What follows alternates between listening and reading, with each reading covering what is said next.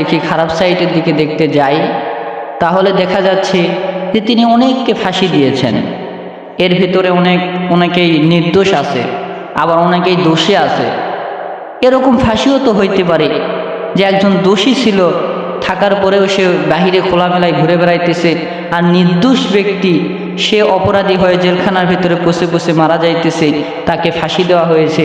তো অনেক নিরপরাধকে তিনি ফাঁসি দিয়েছেন, আবার অপরাধীদেরকেও তিনি ফাঁসি দিয়েছেন।